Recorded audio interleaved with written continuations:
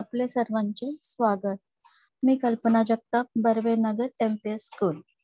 आज आपण इयत्ता 9वी मराठी विषय यामध्ये आज आपण क्वेश्चन नंबर 5 विभाग नंबर 5 उपयोजित लेखन याची उजळणी पाहणार आहोत.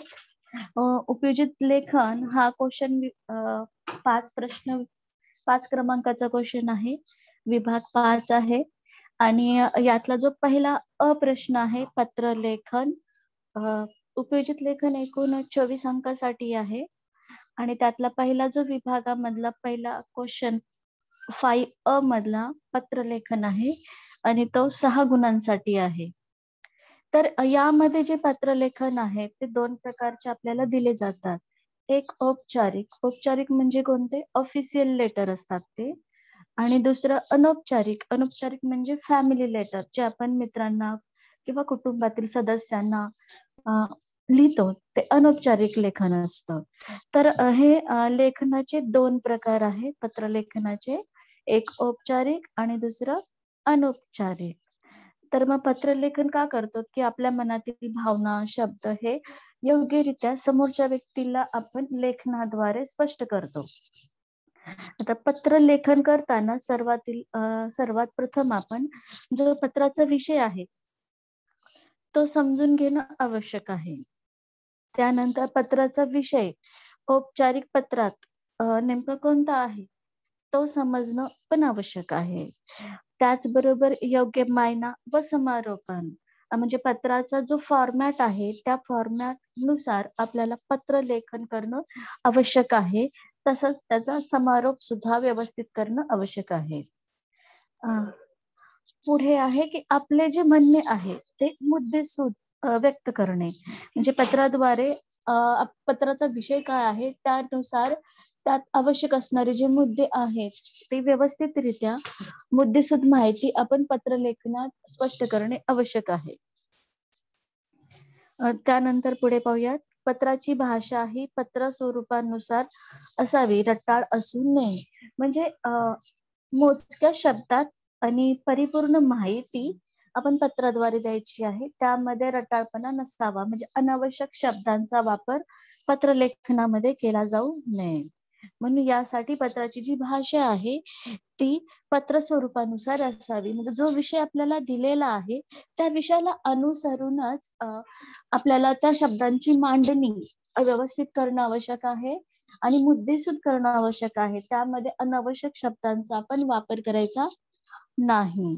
तर हे पत्रलेखन करताना या गोष्टी लक्षात घेणं सुद्धा आवश्यक आहे. त्यानंतर पुढे आता पत्रलेखनाचे आपण प्रकार पाहिलेत. एक अनौपचारिक पत्रलेखन आणि दुसरं आहे औपचारिक पत्रलेखन. आता यामध्ये पहा की अनौपचारिक जे पत्रलेखन आहे ते जवळच्या जिव्हाळ्याच्या व्यक्तीला पाठवले जाणारे पत्र, म्हणजे जे आपले फॅमिली रिलेटेड फ्रेंड्स असतील किंवा कुटुंबातील कोणतेही सदस्य असेल अशा लोकांना जे आपण पत्र लिहितो त्यांना अनौपचारिक पत्रलेखन असे आपण म्हणतो, जे की आपले जिव्हाळ्याचे व्यक्ती आहेत, जवळचे व्यक्ती आहेत. आणि दुसरा आहे लेटरचा प्रकार औपचारिक पत्रामध्ये मागणी आणि विनंती हे 2 गोष्टीचा इन्व्हॉल्व असतो. एक तर मागणी करायची असते किंवा विनंती करायची असते. तर हे जे पत्र आहे ते कार्यालयीन किंवा व्यावसायिक पत्र असतं.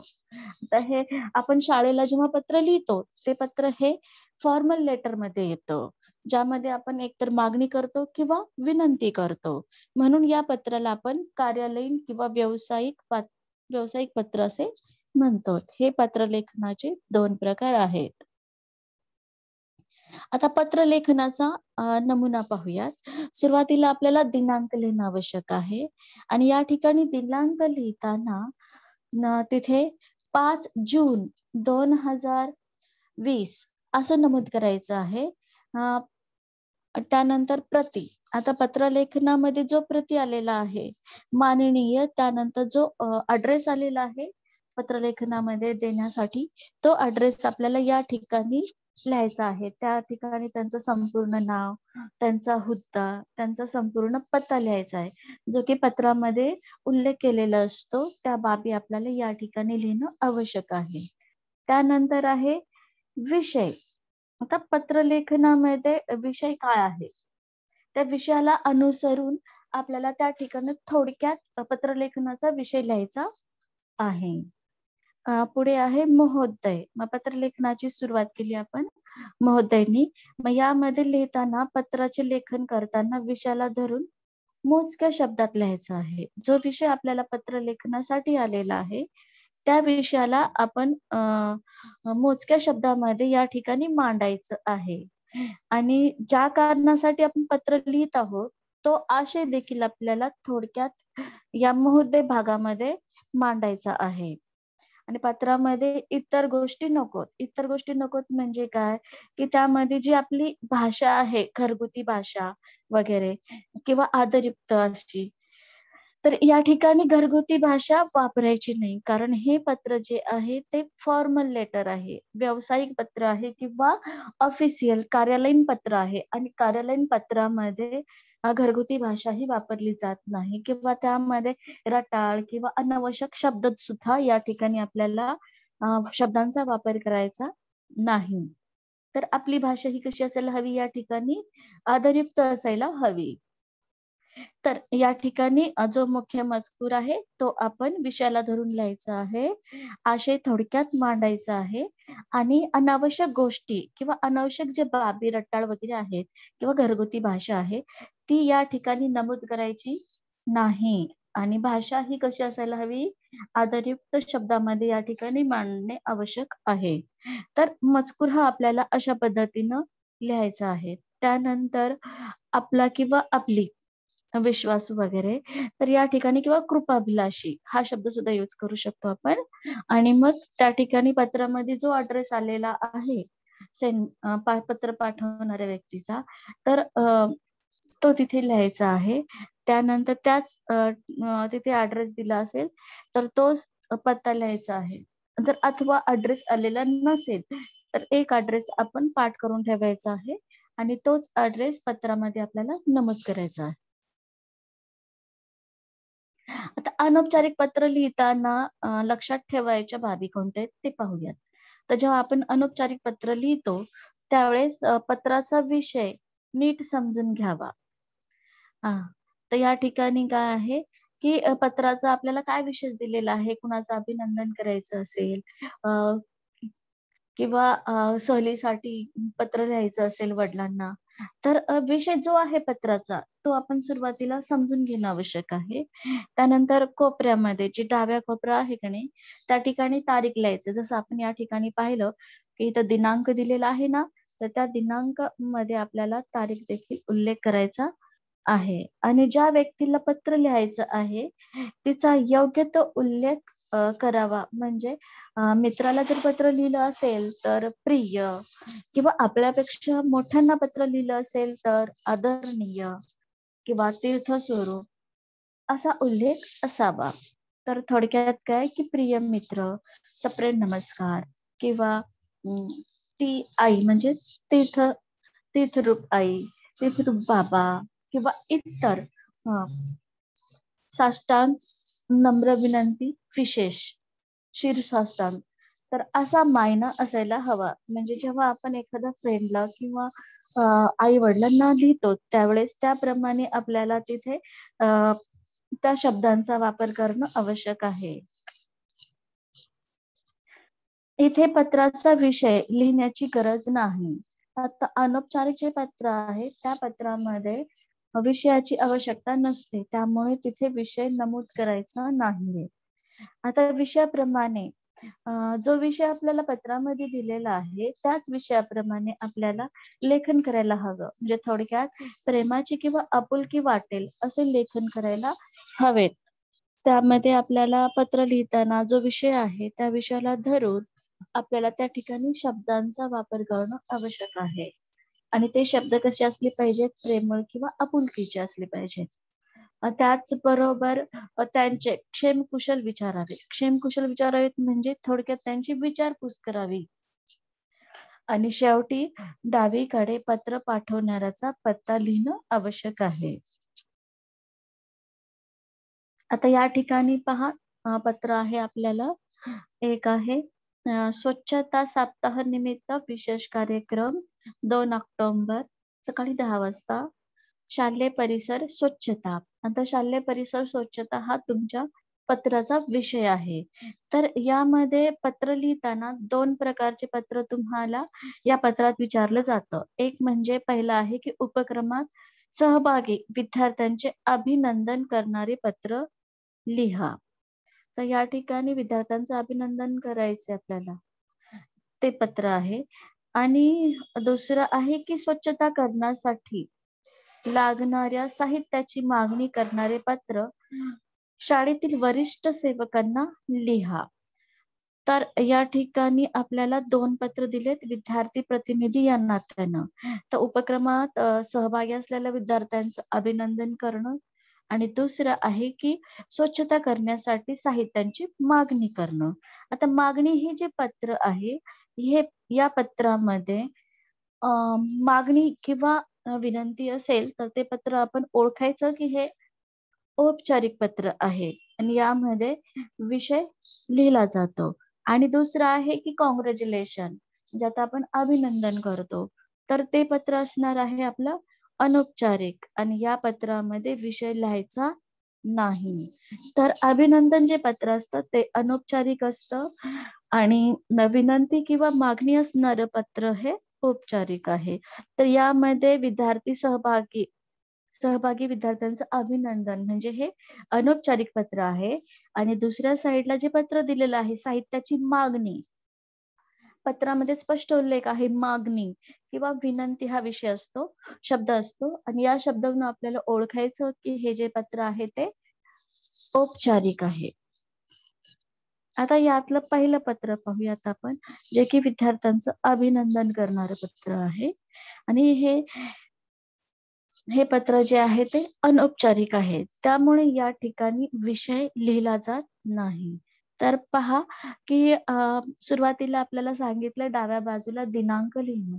तर मग आपल्याला दिनांक लिहायचा आहे की 3 ऑक्टोबर 2018. पुन्हा त्यानंतर आपल्याला सांगितलेलं आहे त्यामध्ये अभिवादन कुणाचं करायचंय आपल्याला की इयत्ता 10वी वर्गाचे सर्व प्रिय विद्यार्थी मित्रांनो, सप्रेम नमस्कार. या ठिकाणी आपला पत्राचा तो पहिला वरचा जो नमुना आहे तो पूर्ण झालेला आहे. त्या ठिकाणी प्रिय विद्यार्थी मित्रांनो हा शब्द आलेला आहे आणि अभिवादन, सप्रेम नमस्कार आणि वरती दिनांक, म्हणजे हे तिन्ही शब्द आपले या ठिकाणी उल्लेख झालेले आहेत. त्यानंतर मग आपल्याला पत्राची सुरुवात करायची आहे आणि पत्राची सुरुवात ही विषयाला धरून थोडक्यात समारोप करायचा आपल्याला त्या ठिकाणी. पायात स्वच्छतेचे महत्व आपण सारे जाणतो आणि या वर्षी महात्मा गांधी जयंतीचे औचित्य साधत स्वच्छता सप्ताहाचे आयोजन केले होते आणि या सप्ताहात 2 ऑक्टोबर रोजी शालेय परिसर स्वच्छता हा विशेष कार्यक्रम आपण राबवला. ठरवल्याप्रमाणे सकाळी 10 वाजता सर्व विद्यार्थी शाळेत उपस्थित राहिले आणि या उपक्रमात आपली सर्वांनी सक्रिय सहभाग नोंदवला. स्वच्छता हीच देशसेवा आहे आणि हे आपल्या कृतीतून विद्यार्थ्यांनी दाखवून दिले. हा पहिला पॅरेग्राफ झाला. त्यानंतर दुसरा एक लाईन सोडायची आहे. परत सर्व विद्यार्थ्यांचा उत्साह व शिस्त याचे कौतुक करावे तेवढे कमीच. हा दुसरा पॅरेग्राफ पहा, शॉर्ट मध्ये आहे. आणि त्यानंतर लास्टचा की स्वच्छता सप्ताह अंतर्गत शालेय परिसर स्वच्छता उपक्रम आपण सर्व विद्यार्थ्यांनी यशस्वी केला, त्याबद्दल सर्व सहभागी विद्यार्थ्यांचे मनपूर्वक अभिनंदन. तर या ठिकाणी पहा समारोप केलेला आहे की समारोप मध्ये ज्या विद्यार्थ्यांनी स्वच्छता कार्यक्रमामध्ये सहभाग घेतला आहे त्या सर्वांचं या ठिकाणी अभिनंदन सुद्धा करण्यात आलेलं आहे. म्हणजे पॅरेग्राफ जेव्हा आपण पत्र लिहितो त्यावेळेस पत्राचा विषय, पत्राचा आशय आणि पत्राचा समारोप या तिन्ही गोष्टींना लक्षात ठेवून आपल्याला पत्रलेखन करायचं असतं. आणि त्यानंतर मात्र ज्या व्यक्तींनी पत्र लिहिलेलं आहे त्या व्यक्तीचं शेवटी हा ऍड्रेस असणार आहे, पत्ता असणार आहे. त्या तिथे लिहायचं अ.ब.क. विद्यार्थी प्रतिनिधी, स्वच्छता मंडळ, सेवा सदन विद्यालय, रायगड. आणि शेवटी लिहायचा आहे आपल्याला तो ईमेल abc@gmail.com. तर हे आहे आपलं अनौपचारिक पत्रलेखन. अनौपचारिक पत्रलेखनामध्ये आपण विषय लिहिलेला नाही आणि जो विषय आहे पत्रलेखनाचा तो विषय आपण व्यवस्थित थोडक्यात शब्दामध्ये या ठिकाणी मांडलेला आहे. हा आहे आपला पत्रलेखनाचा अनौपचारिकचा नमुना. यानंतर पुढील पत्र पाहूयात. आता औपचारिक पत्रलेखन. आता औपचारिक पत्रलेखन म्हणजे कोणतं पत्रलेखन? हे मागणी पत्रलेखन असतं. आता यामध्ये पाहायचे आपल्याला की औपचारिक पत्रलेखनामध्ये आपल्याला सांगितलेलं आहे की स्वच्छतेसाठी साहित्य मागणी करणारे पत्र लिहा. तर पाहूयात आपण पत्र. सुरुवातीला डाव्या साईडला आपल्याला दिनांक लिहायचा आहे. दिनांक 29 सप्टेंबर 2018. प्रति वरिष्ठ सेवक, सेवा सदन विद्यालय, रायगड. आता आपला विषय आहे पत्रलेखनाचा की स्वच्छता करण्यासाठी लागणाऱ्या साहित्याची मागणी करण्याबाबत. म्हणजे आपल्याला स्वच्छतेसाठी काय साहित्य आवश्यक आहे त्या साहित्याची या ठिकाणी आपल्याला मागणी करण्याबाबत हा आपल्या पत्रलेखनाचा विषय असेल. त्यानंतर महोदय, सप्रेम नमस्कार. आता पत्राची सुरुवात पाहूयात.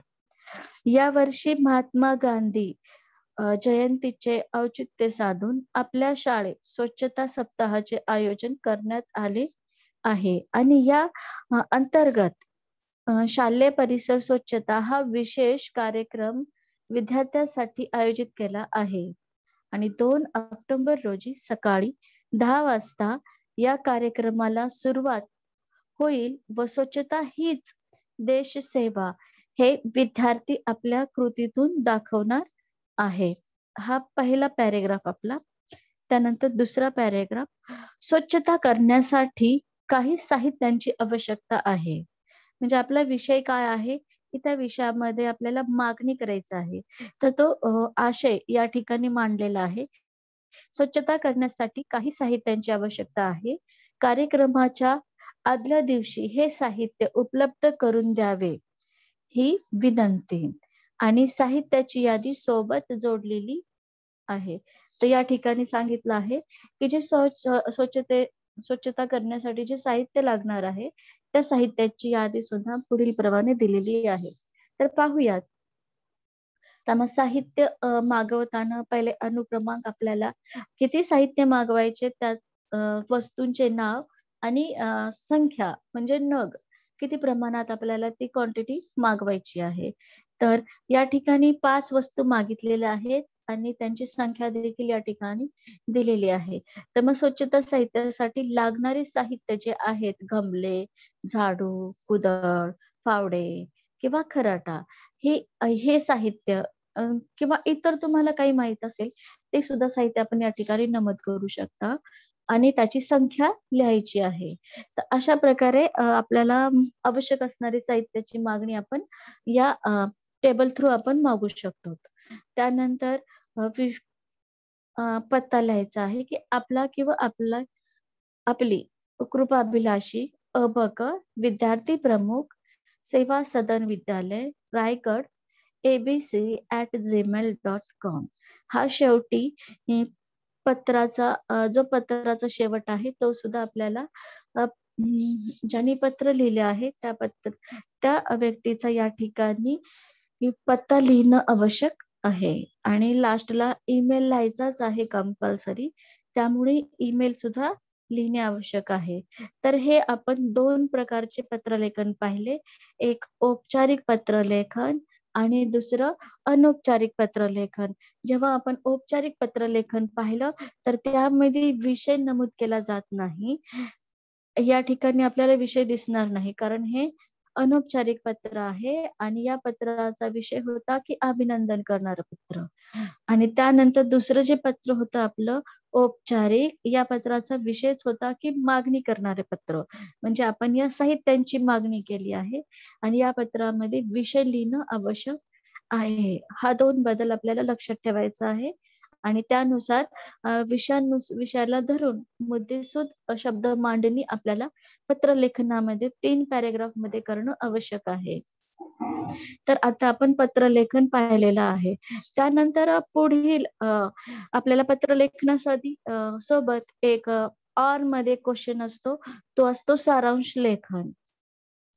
आपला हा सारांश लेखन जो क्वेश्चन आहे तो आपला विभाग 1 गद्य विभागामधील जो प्रश्न क्रमांक ई असतो अपठित उतारा, जो तुमच्या पेपरमध्ये प्रश्न क्रमांक पहिलाच आहे, जो गद्य विभाग त्यामधला ई क्रमांकाचा जो प्रश्न आहे अपठित गद्य उतारा, तर तो उतारा आपल्याला 1/3 या ठिकाणी लिहायचा आहे आणि त्यामध्ये तो सारांश लिहिताना 100 ते 120 शब्दांचा आपला उतार असतो अपठित.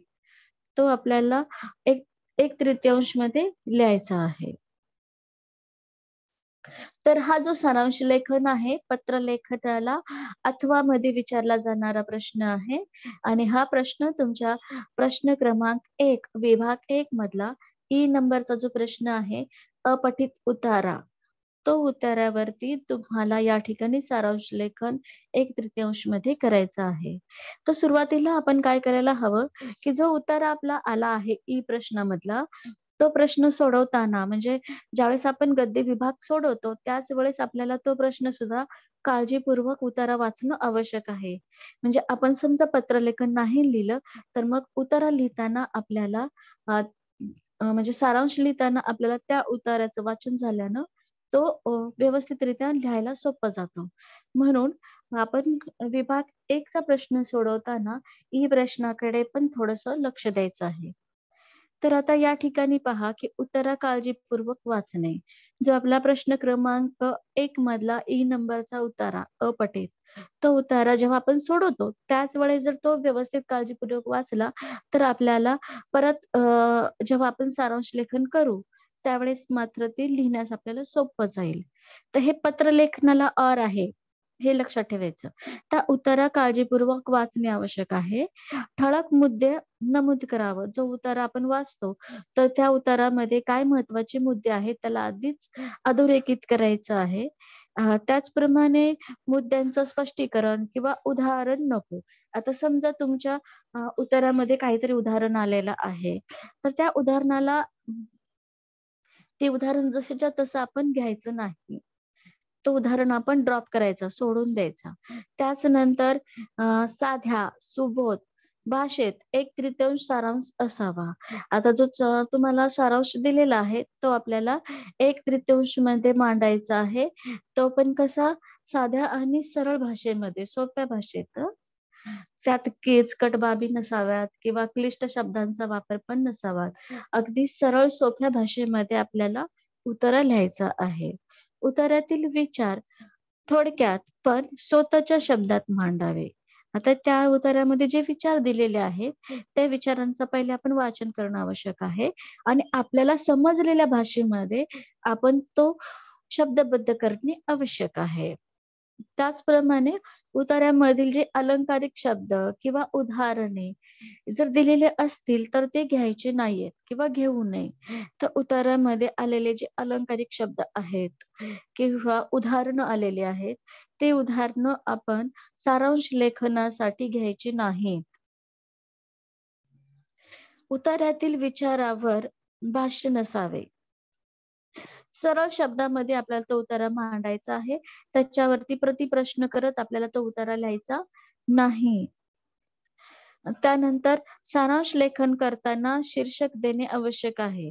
म्हणजे आपण ज्या अपठित गद्याचं आपण सारांश लेखन करत आहोत, त्या गद्यामध्ये नेमकं कोणता विषय आहे, तो पण आपल्याला समजायला हवं आणि तो विषय हे आपण शीर्षक म्हणून देऊ शकतो आणि ते शीर्षक देणं इथे आवश्यक आहे. आणि शीर्षक द्या असे सांगितले नसले, तरी शक्यतो आपण शीर्षक द्यावं. जरी तुम्हाला सांगितलं नसेल, की या उतार्याला शीर्षक देणं आवश्यक आहे, तरी आपण लक्षात ठेवायचं आहे, की सारांश लेखन करताना उतार्याला शीर्षक देणं आवश्यक आहे. आता या ठिकाणी पहा, माझ्या जे काही चांगले आहे ते माझ्या आईचे आहे. आई माझा गुरु, आई माझा कल्पतरू. तिने मला काय काय तरी दिले. तिने मला काय दिले नाहीत. सारे काही दिले. प्रेमळपणे बघावयास, प्रेमळ बोलावयास. तिनेच मला शिकवले. मनुष्यावरच नव्हे तर गायीगुरांवर, फुलांपाखरावर, झाडामाडांवर प्रेम करावयास तिनेच मला शिकवले. अत्यंत कष्ट होत असतानाही तोंडातून ब्र न काढता शक्यतो आपले काम उत्कृष्टपणे करीत राहणे हे मला तिनेच शिकवले. कोंड्याच्या मांडा करून कसा खावा व दारिद्र्यातही स्वत्व आणि स्वत्व न गमावता कसे राहावे हे तिनेच मला शिकवले. आता या ठिकाणी आपल्याला एक तृतीयांश सारांश लेखन लिहिण्यासाठी हा अपठित गद्य आहे. तर आपल्याला हा अपठित गद्य आधी काळजीपूर्वक वाचणं आवश्यक आहे. त्यानंतर यामध्ये जे महत्वाचे मुद्दे आहेत आपण वाचलेले, ते कोणकोणते मुद्दे आहेत त्याला आपण अधोरेखित करायचं आहे. आता या ठिकाणी पहा की जे लालशाहीमध्ये मुद्दे तुम्हाला दिसत आहेत, तर ते मुद्दे आपण अधोरेखित केलेलं आहे की आई माझा गुरु, कल्पतरू, सारे काही दिले, प्रेमळ बोलाव्यास, गायीगुरावर, पाखरांवर, झाडांवर ब्र न काढता शक्यतो आपले काम उत्कृष्टपणे करत राहणे किंवा कष्ट किंवा दारिद्र्यातही स्वत्व व सत्व न गमावता. म्हणजे हे जे शब्द आहेत तुमच्या उतार्यामध्ये अधोरेखित केलेले, ते शब्द कसे आहेत, आपण जेव्हा उत्तर वाचलो की आपल्याला ते महत्वाचे वाटतात, म्हणून या शब्दांना आपण अधोरेखित केलेलं आहे. आणि या शब्दांना धरून आपल्याला आपल्या भाषेमध्ये सारांश लेखन करायचं आहे. तर हे उतार्यातील महत्वाचे शब्द पहा. आणि त्याचबरोबर उतारामध्ये जर काही म्हणी दिले असतील किंवा उदाहरणं दिली असतील किंवा अलंकारिक भाषेचा वापर केले असतील, तर हे तिन्ही शब्द आपण घ्यायचे नाहीयेत. हे शब्द टाळायचे आहेत. या शब्दाचा सारांश लेखनामध्ये वापर होत नाही. कारण सारांश लेखन हे आपल्या स्वभाषेत लिहितो त्यावेळेस मात्र या तिन्ही शब्दांचा आपल्याला वापर करणं टाळायचं आहे.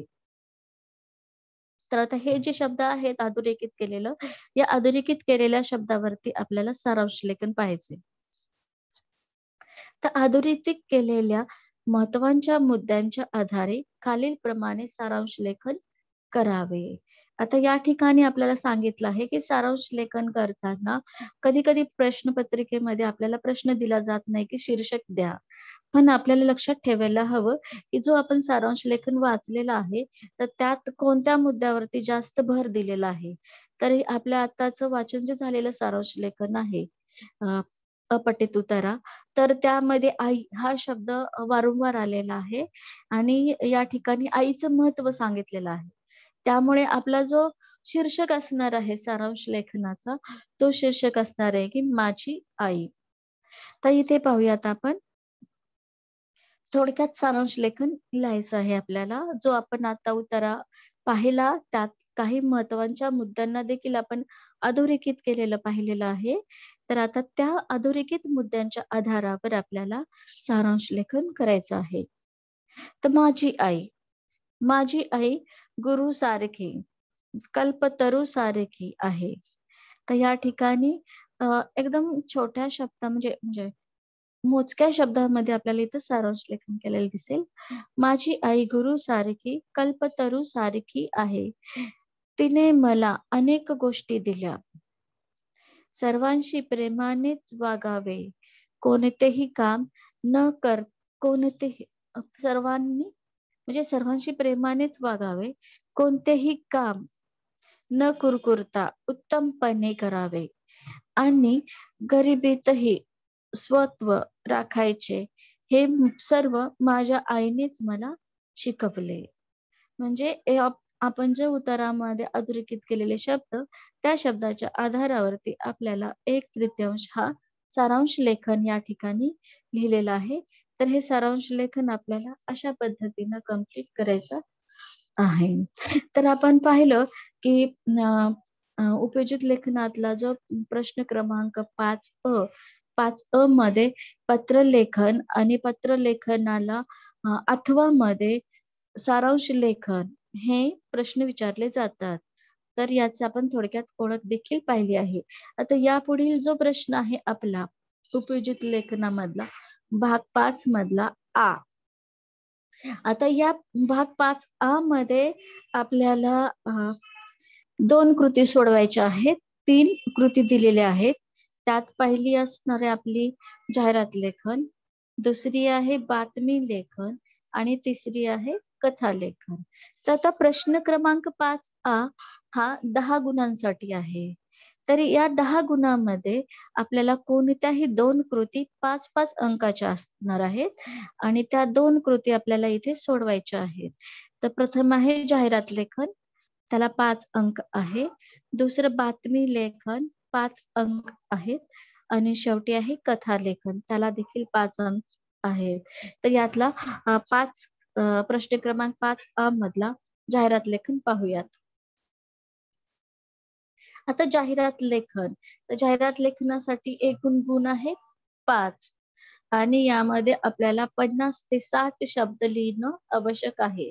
म्हणजे ज्या विषयाची आपण जाहिरात बनवत आहोत त्या विषयासंदर्भात त्या जाहिरातीचे वैशिष्ट्य किंवा महत्व हे आपल्याला 50 ते 60 शब्द इतकी मर्यादा आहे, त्यात उतरवणं आवश्यक आहे. आता पहा, जाहिरात लेखन म्हणजे आपल्या उत्पादनाची सृजनशील व वैविध्यपूर्ण मांडणी म्हणजे जाहिरात होय. तर जाहिरात कशाला म्हटलं जातं, की आपले जे उत्पादन आहे ते आपण किती क्रिएटिव्ह पद्धतीनं दुसऱ्यांसमोर प्रेझेंट करू शकतो. त्याला त्याच क्रिएटिव्ह पद्धतीला किंवा त्या वैविध्यपूर्ण मांडणीलाच आपण जाहिरात असे म्हणतो. आता या ठिकाणी पाहूयात, जाहिरात म्हणजे काय? आपल्याला हवी असलेली वस्तू कोण निर्माण करते आणि ती वस्तू कोणत्या गरजा भागवते किंवा ती वस्तू कुठे मिळते आणि त्या वस्तूची किंमत काय? आता या सर्व बाबींना पुरवणारी जी माहिती आहे ह्या मजकुरामध्ये, म्हणजे ही जो सोबतची माहिती पुरवणाऱ्या मजकुराला आपण काय म्हणायचं? जाहिरात. कारण जाहिरात मध्ये आपल्याला त्या वस्तू संदर्भात माहिती मिळते किंवा ती वस्तू आपल्याला कुठून मिळते हेही समजतं. त्याची किंमत काय आहे तेही त्या ठिकाणी उल्लेख केला जातो. तर या सर्व ज्या बाबी आहेत त्या बाबीला आपण जाहिरात देखील म्हणू शकतो. आता वस्तूचा निर्माता व ग्राहक यांना जोडून देण्याचे कार्य जाहिरात करते. कारण जाहिरातीचा उद्देशच आहे की वस्तूंची विक्री आणि ग्राहकांची पसंती. तर ह्या दोन्ही गोष्टींना जाहिरातीमध्ये महत्व आहे. म्हणून या दोन्ही गोष्टींना जोडण्याचं कार्य हे आपली जाहिरात करते. आता जाहिरात लेखनाची गुणविभागणी पहा. तर यामध्ये लक्षवेधी शब्दरचना असेल, म्हणजे त्यातले जे शब्द आपण लिहिणार आहोत जाहिरातीमध्ये ते शब्द लक्षवेधी म्हणजे लवकरच आपलं लक्ष त्याकडे खेचून घेणारे असे शब्द असणार आहेत. त्याला 1 गुण असणार आहे. दुसरा आहे आराखडा मांडणी, म्हणजे आपण त्याची जाहिरात कशा पद्धतीने मांडणी केली आहे, त्याचा फॉर्मॅट कशा पद्धतीचा आहे, तर त्याला आहेत आपले 2 गुण. अलंकारिक भाषा शैली, म्हणजे आपली जाहिरात ही क्रिएटिव्ह पद्धतीनं मांडणे या ठिकाणी अलंकारिक शब्दामध्ये, तर त्याला देखील 1 गुण आहे. समर्पक योग्य समर्पक संदर्भाचा आणि योग्य उल्लेख, म्हणजे जाहिरातीचा संदर्भ लक्षात घेऊन आपल्याला त्या ठिकाणी योग्य समर्पक उल्लेख करणे सुद्धा आवश्यक आहे शब्दांचा, तर त्यासाठी सुद्धा 1 गुण आहे. तर वरील सर्व मुद्द्यांचा विचार एकत्रित करून आपल्याला गुणदान करावं लागेल आणि हे आहे आपले 5 गुणांसाठी गुण विभागणी.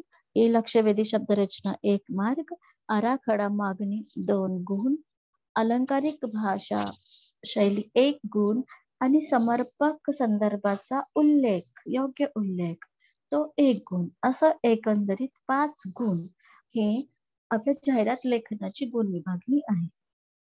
आता एक पाहूया, जाहिरात लेखन करताना लक्षात ठेवायच्या बाबी. तर जाहिरातीत चित्र काढणे किंवा रंगवणे किंवा सजावट करणे याची अजिबात आवश्यकता नाही. तर आपली जी जाहिरात आहे, या जाहिरातीमध्ये चित्र काढणं किंवा रंगवणं किंवा सजवणं याची आवश्यकताच नाहीये. त्याचप्रमाणे जाहिरातीत भाषिक रूप व योग्य ओळीत केलेली मांडणी महत्वाची. तर या ठिकाणी काय सांगितलं आहे की जाहिरातीत भाषिक, आता यामध्ये कोणते शब्द आपण वापर करणार आहोत किंवा योग्य भाषेचा वापर करणार आहोत, त्या ओळी ह्या महत्वपूर्ण या ठिकाणी योग्य शब्दामध्ये किंवा योग्य ओळीमध्ये या ठिकाणी आपल्याला मांडायचं आहे. जाहिरात पेनाने लिहावी. बरेच जण जाहिरात लिहिताना पेन्सिलचा यूज करतात. तर जाहिरातीमध्ये पेन्सिलचा यूज करायचा नाही. जे काही आपल्याला जाहिरात बनवायची आहे, आकृती काढायची आहे, चित्र वगैरे, ते सर्व पेनानेच करायचे आहेत. आणि चित्र जास्त काढणं म्हणजे जाहिरात असं होत नाही. तर त्या ठिकाणी भाषिक शब्दांचा सुद्धा वापर करणं आवश्यक आहे. त्याचबरोबर अशीच पेन्सिलचा किंवा लाल, काळ्या, हिरव्या अशा रंगांच्या पेनाचा वापर करू नये. म्हणजे वेगवेगळे जे शाई आहेत, निळी, हिरवी वगैरे, अशा शाईंचा आपण इथं किंवा पेनांचा वापर करायचा नाही. आवश्यक तेथे पट्टीचा वापर करावा. म्हणजे आपल्याला नमुना बनवताना किंवा तो आराखडा तयार करताना पट्टीचा किंवा स्केलचा वापर करणं आवश्यक आहे. तो करू शकतो आपण. पण पेननीच जाहिरात बनवायची आहे, वेगवेगळ्या कलरचा पेन इथे वापर करायचा नाही. पेन्सिलचा पण वापर करायचा नाही आणि तो नमुना किंवा आराखडा तयार करताना आपण स्केलचा वापर करू शकतो. आता जाहिरातीमध्ये खाडाखोड टाळावी. जाहिरातीमध्ये खाडाखोड करायची नाहीये. शुद्ध लेखन अत्यंत महत्वाचं आहे. जाहिरातीला चौकट असावी. म्हणजे आपण जाहिरात बनवली आहे, त्या जाहिरातीचा आराखडा म्हणजे त्याचं स्ट्रक्चर पण असलं पाहिजे. एक फ्रेम असली पाहिजे त्याला, चौकट वगैरे. दिलेल्या विषयानुसार जाहिरात तयार करावी. जो विषय आपल्याला दिलेला आहे प्रश्नामध्ये, त्या विषयाला अनुसरून आपल्याला जाहिरात लेखन करायचं आहे. जाहिरातीसाठी शब्द मर्यादा 50 ते 60 किंवा 60 ते 90 इतकी असली तरी चालेल. तर कमीत कमी आपले 60-50 शब्द तरी त्या ठिकाणी असणं आवश्यकच आहे. तर शब्द मर्यादा दिली तितकी आपण ते शब्द मर्यादा तिथं उतरवणं देखील अपेक्षित आहे. कृतीपत्रिकेत ही कृती जास्तीत जास्त 15 मिनिटातच सोडवावी. आता आपल्याला टाइम मॅनेजमेंट असणं फार आवश्यक आहे, की जाहिरात लेखन लिहिण्यासाठी 15 मिनिटाचा वापर करायचा आपल्याला, त्यापेक्षा जास्त नाही. त्यापेक्षा लवकर झालं तर चालेल. नियमित सराव व जाहिरातीचे वाचन आणि अवलोकन महत्वाचे आहे. म्हणजे एखादी जाहिरात जर आपल्याला लिहायची असेल किंवा पटकन आपल्याला ती कृती पूर्ण करायची असेल, तर मग आपल्याला जाहिरात लेखनाचा सराव करणं सुद्धा आवश्यक आहे. किंवा जाहिरात लेखन आपण नियमित जर वाचन केलं असेल त्याचं किंवा पाहिलं असेल, तर मग परीक्षेत आलेली कोणतीही जाहिरात लेखन लिहिण्यासाठी आपल्याला अवघड जाणार नाही आणि त्याचबरोबर ते जाहिरात लेखन आपण वेळेत देखील पूर्ण करू शकतो. आता या ठिकाणी पाहूयात एक नमुना जाहिरात लेखनाचा. आता कृती आहे की शब्दावरून जाहिरात तयार करा. आता तुम्हाला शब्द दिला आहे की प्रवासी बॅग, मजबूत, सुंदर रंग आणि ग्राहक समाधान. म्हणजे तुमच्या जाहिरातीचा विषय आहे की बॅग. आता या ठिकाणी आपण जाहिरात तयार करत आहोत. मनपसंत प्रवासी बॅग, प्रवासातला तुमचा खरा सोबती मनपसंत बॅग. जगाच्या पाठीवर कुठेही गावाला, सहलीला, फिरायला, एवढेच काय, दररोज शाळेसाठी सोबत असावी विश्वासाची मनपसंत प्रवासी बॅग. आता या ठिकाणी जी सुरुवात केली आहे जाहिरात लेखनामध्ये, ती आकर्षक शब्दांनी सुरुवात केलेली आहे. त्याचप्रमाणे आपण या ठिकाणी लिहायचं आहे की प्रवासी बॅगचे भव्य प्रदर्शन, आमचे वैशिष्ट्य. आता त्या बॅगचे काय वैशिष्ट्य आहे ते लिहायचं आहे. यानंतर सुंदर रंगाच्या बॅगा, मजबूत व टिकाऊ कापड, विविध आकाराच्या फॅशनेबल, माफक दरात उपलब्ध. माफक म्हणजे कमी पैशामध्ये किंवा स्वस्त मध्ये थोडक्यात. चला तर आजच खरेदी करा. आणि त्यानंतर शेवटी जाहिरात लेखनामध्ये पत्ता असणं आवश्यक आहे, ईमेल आणि मोबाईल नंबर आणि ऍड्रेस म्हणजे पत्ता, संपूर्ण पत्ता लिहिणं. प्रत्येक जाहिरात लेखनामध्ये संपूर्ण पत्ता असणं आवश्यक आहे, ईमेल पण कंपल्सरी लिहायचा आहे आणि मोबाईल नंबर पण. ह्या 3 गोष्टी विसरायच्या नाहीयेत, जे की जाहिरात लेखन मध्ये आपल्याला प्रत्येक जाहिरात लेखनात त्याची गरज आहे. मग संपूर्ण पत्ता लिहायचा आहे, जो आपल्याला पत्ता पाठ आहे तोच पत्ता इथे लिहायचा आहे. मनपसंत प्रवासी बॅग्स, केतकर गल्ली, सांगली. ईमेल, जो ईमेल आपण पाठ केलेला असेल abc@gmail.com, जो आपण पत्र लेखनासाठी यूज करतो, तोच ईमेल आपण या ठिकाणी लिहायचा आहे. आपला पर्सनल ईमेल टाकायचा नाही. ABCD किंवा XYZ अशा प्रकारचा ईमेल या ठिकाणी वापरायचा आहे. आणि मोबाईल नंबर, या मोबाईल नंबर मध्ये या ठिकाणी पाहू शकतात की मोबाईल नंबर हा X म्हणजे 10X पर्यंत सिम्बॉल आहेत, त्या पद्धतीने आपण मोबाईल नंबर या ठिकाणी द्यायचा आहे. तर हे झाली आपली जाहिरात लेखन. तर या जाहिरात लेखन मध्ये आपल्याला कुठेच जास्त चित्रांचा वापर किंवा रंगरंगोटीचा वापर दिसतो का? नाहीये. तर शब्दांची मांडणी ही आकर्षक, वैशिष्ट्यपूर्ण केलेली आहे. तर याच अशा प्रकारच्या जाहिरातीला आपल्याला मार्क्स परीक्षेमध्ये मिळतात. त्यामुळे जास्त रंगरंगोटी किंवा चित्रांचा वापर करायचा नाही. तर यानंतर दुसरं पाहूयात. तर या ठिकाणी दिलेला आहे जो दुसरा प्रकार आहे की दिलेल्या विषयावर, आता विषय दिले तुम्हाला, विषय काय दिलेला आहे की आईस्क्रीम पार्लर. आता आईस्क्रीम पार्लर हा विषय दिलाय, मग त्यावर आधारित आपण जाहिरात बनवायची आहे. कस्टर्ड कोन आईस्क्रीम पार्लर, तुमच्या सेवेत आईस्क्रीम खवय्यांसाठी आवडीचे ठिकाण, आपली तृप्ती हेच आमचे समाधान. तर या ठिकाणी बघा शब्दांची रचना कशी अलंकारिक पद्धतीने केलेली आहे. त्याचप्रमाणे मनाला तृप्त करणारी आमची उत्पादने, वैशिष्ट्ये आहेत या उत्पादनाचे या ठिकाणी. पाइनएप्पल कुल्फी, मटका कुल्फी, अफगाण आईस्क्रीम, काजू मस्तानी, चॉकलेट, मँगो. तर चला तर आजच भेट द्या. तर थोडक्यात जाहिराती लेखनामध्ये जाहिरातीचा जो विषय आहे त्याची आकर्षक शब्दामध्ये मांडणी आवश्यक आहे आणि शेवटी पत्ता, ईमेल आणि मोबाईल नंबर ह्या 3ही गोष्टी आपल्याला उल्लेख करायचा आहे. तर या ठिकाणी आपण जाहिरात लेखन अभ्यास केलेला आहे. तर प्रश्न क्रमांक 5A मधला आपण जाहिरात लेखन हा 5 अंकासाठी पाहिलेला आहे. तर आतापर्यंत आपण उपयोजित लेखनामध्ये प्रश्न क्रमांक 5A मध्ये जाहिरात लेखन पाहिलं 5 अंकासाठी. त्याचबरोबर याच्यामध्ये 2 कृती पण दिलेल्या आहेत, बातमी लेखन ते पण 5 अंक आणि कथा लेखन 5 अंक. असे एकूण 3 कृतीपैकी 2 कृती आपण या ठिकाणी प्रश्न क्रमांक 5A मध्ये सोडवणं अपेक्षित आहे आणि 10 गुणांसाठी. आणि याच्यापूर्वी आपण पाहिलेलं आहे की प्रश्न क्रमांक 5A मध्ये आपल्याला 2 प्रश्न आहेत, एक पत्रलेखन आणि पत्रलेखनाला मध्ये एक अपठित गद्य उतारा सारांश लेखन. तर यामध्ये आपण पत्रलेखन देखील पाहिलेलं आहे की पत्रलेखनाचे 2 प्रकार आहेत, एक औपचारिक आणि एक अनौपचारिक. तर हे 2 प्रकार आपण पत्रलेखनाचे पाहिलेले आहे. आणि या पत्रलेखनामध्ये आपल्याला मध्ये असणारा जो प्रश्न आहे अपठित गद्य उतारा, जो की आपल्याला प्रश्न विभाग 1 मधलाच प्रश्न क्रमांक 1 मधला नंबरचा प्रश्न आहे. त्या उतार्यावर आपल्याला सारांश लेखन करायचं आहे. तर हे 2 प्रश्न एकमेकांना मध्ये आहेत.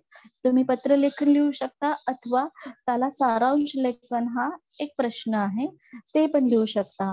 तर सारांश लेखन लिहिताना जे मुद्दे आपण आता अभ्यास केले आहेत त्या मुद्द्यांना लक्षात ठेवायचं आणि त्यावर आधारित आपण एक तृतीयांश सारांश लेखन करायचं आहे आणि त्याला योग्य असं शीर्षक पण आपल्याला द्यायचं आहे. तर आतापर्यंत आपण प्रश्न क्रमांक आणि प्रश्न क्रमांक यामधलं जाहिरात लेखन या गोष्टींचा आपण अभ्यास केलेला आहे. तर या गोष्टींवरती जर कुणाला काही प्रश्न असतील तर आपण विचारू शकता.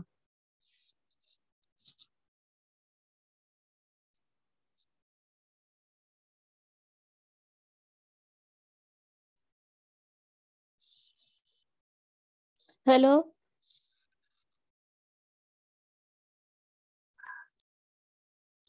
Yes teacher. सर, आताचा जो भाग आहे त्यामधले प्रश्न क्रमांक 5 माझा पूर्ण झालेला आहे. आणि मधला थोडासा. यावरती काही कुणाचं काही डिफिकल्टी असेल तर विचारू शकता, नाही तर अदरवाईज मी लेफ्ट झालं तर चालेल का? हो चालेल टीचर, काय प्रॉब्लेम. विचारायचंय का मुलांना पण? हॅलो. हॅलो. हा बोला ना सर. मुलांना विचारायचे का प्रश्न? विचारले तरी चालतील, कारण आता हे पत्र लेखन वेळ पण झालेला आहे. ठीक आहे, चालेल. मग नेक्स्ट लेक्चर घेऊ शकता. चालेल teacher. Thank you teacher, thank you so much. Okay sir, leave करते मी मीटिंग. Yes teacher, yes.